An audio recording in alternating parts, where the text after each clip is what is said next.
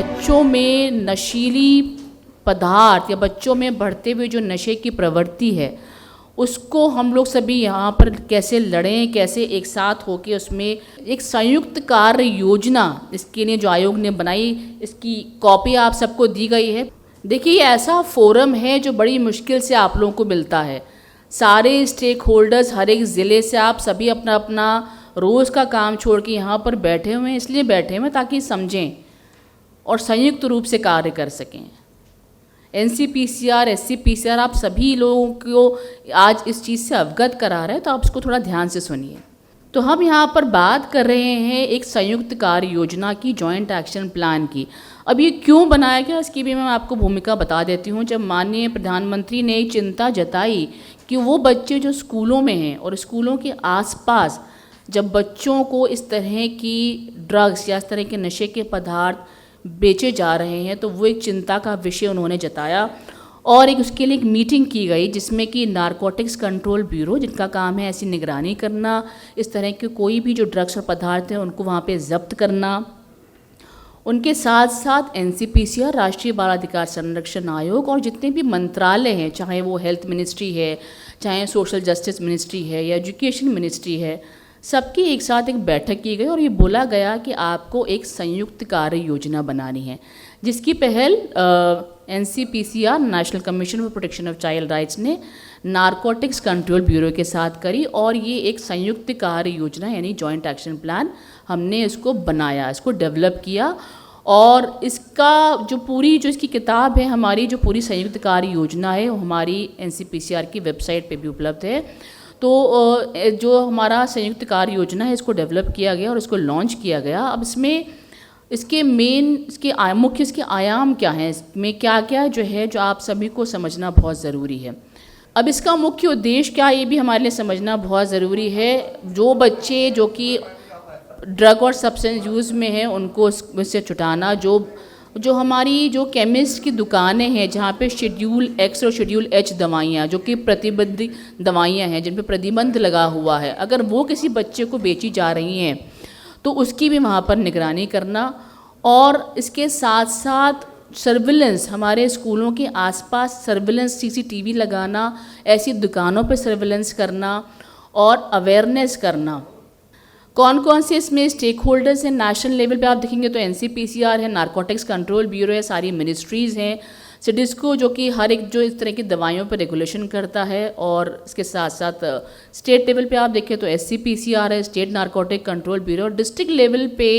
जो निगरानी का कार्य दिया गया है, जो मॉनिटरिंग का काम दिया गया है, वो DM को दिया गया है। तो ज़िला मजिस्ट्रेट जो है वो इसकी संयुक्त कार्य योजना के पालन की निगरानी ज़िला लेवल पे, ज़िला स्तर पे करते हैं। आप लोगों के क्या क्या रोल हैं वो हमारे लिए समझना ज़रूरी है। जो हम ज़िला स्तर पे जो हमारे जो कार्य हैं, सबसे पहले क्योंकि पुलिस विभाग के लोग यहाँ पर बैठे हुए हैं,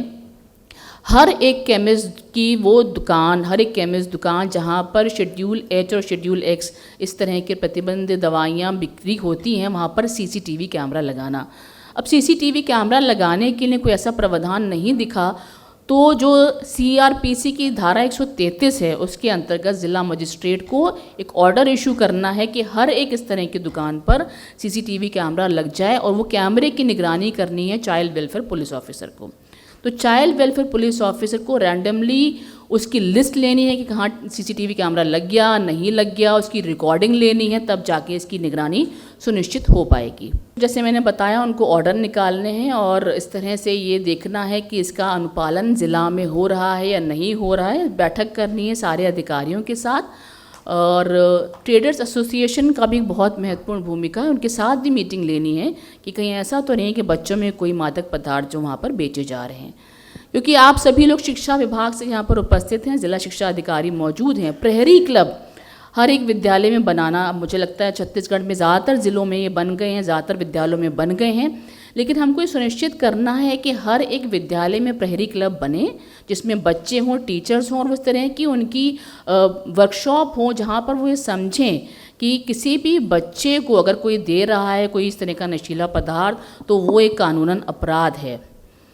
सेक्शन 77, सेक्शन 78 की जो हम बात करते हैं वो उसकी जो है प्रचार करना बहुत ज़रूरी है, ताकि ये समझ में आए कि अगर कोई भी किसी बच्चे को इस तरह से यूज़ करता है तो उसमें कानूनन कार्रवाई है। जुवेनाइल जस्टिस एक्ट के सेक्शन 77 और 78 में वहाँ पर सज़ा का प्रावधान है।